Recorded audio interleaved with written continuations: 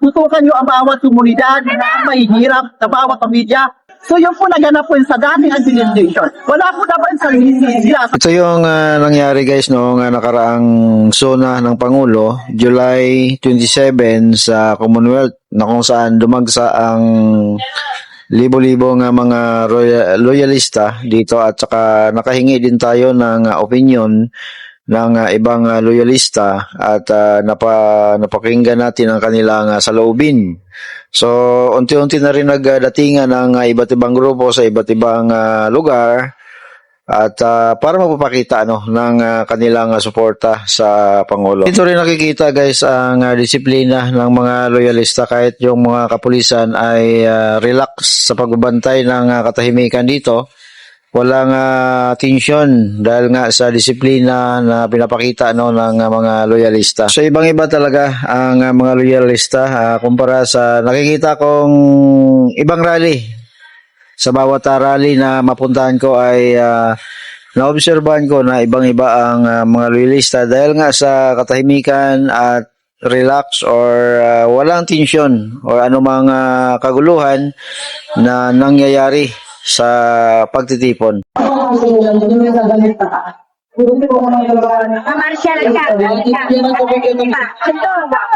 Sir, ano po ang masasabi natin sa mahal na Pangulong Bongbong Marcos sa ika-5 niyang SONA? Sa mapagpalang araw sa bansang Pilipinas, of course, from LGBT Plaza, mabuhay pa ang kapitbahay. So tayo yung mamamayan ng Pilipino na nag-import at butante ng Pilipinas. Lagi po natin tatandaan na kinukulang taong bayan ay dapat igana sa respetuhin.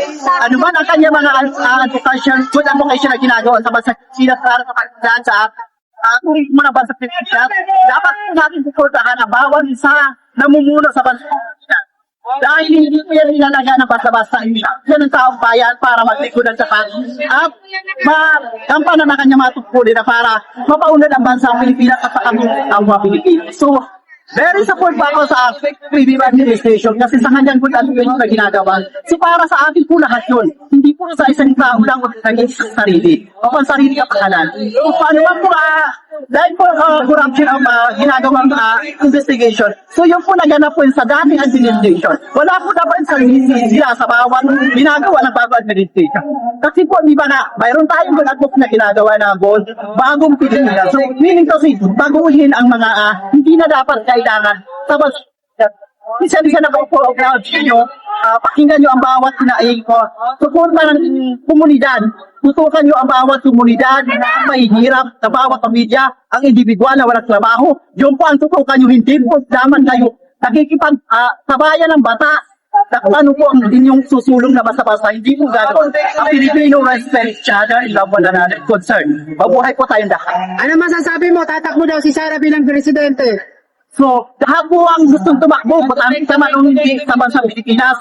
Basta magaganda ang good advocation gagawin sa bansa, makatulong sa turismo ng Pilipinas, lalo na sa LGBT plus ay gagalang-galang po kayo namin tinatanggap. Okay. Thank you. Salamat po. So, nag-alay naman ng kanta ang ibang loyalista, ang grupong 24K, na kung saan ito ay tinatag sa pamumuno ni former First Lady Imelda Marcos, at ito ay sinasabi na nagsimula pa noong 1999, at estimated the members nila ay mahigit 10 milyon na sa buong Pilipinas. Grabe, napakatagal na pala itong grupo na ito.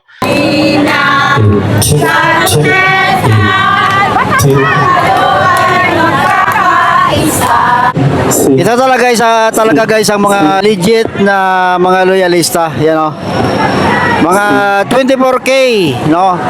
Sakay former president, ang founder nila nito ay si former president Imelda Marcos, former First Lady Imelda Marcos. To unti-unti nga pasukan na ang mga loyalista or itong member ng One Movement, kung saan ito ang grupo na to ay tulo talaga ang suporta sa Pangulong Bongbong Marcos, and of course isa din ito na nangangalaga sa ating mga kabundukan sa pagtatanim ng kahoy, punong kahoy na kung saan ito ay pinakamalagang protection sa bagyo, soil erosion at nagbibigay no ng lilim sa ating kapaligiran. Nag-umpisa na rin ang programa na kung saan ay maraming guest performers ang inimbitahan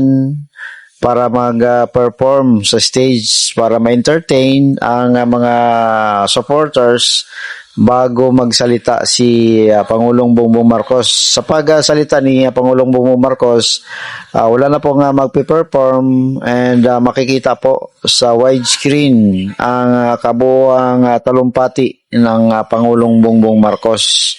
So for the meantime, habang naghihintay hanggang habang maaga pa, so nandito ang mga performers para mag-entertain sa mga supporters. Limang suna na ito ni Pangulong Bongbong Marcos ngayong 2026. So ang last na suna niya ay sa 2027 at sa sunod na mga taon yan sigurado bago na ang Pangulo ng ating bansa at sana sa pagdating ng 2028 election sana piliin natin ang mga kandidato. Nakikita na natin at nalaman na natin ang mga sangkot sa ano-ano mga anomalya sa ating bansa. Sana matuto na tayo sa pagkakamali, sana iboto natin ang tamang mamumuno sa ating bansa. Saludo din ako sa mga loyalista na kung saan tuloy-tuloy ang suporta sa ating Pangulo.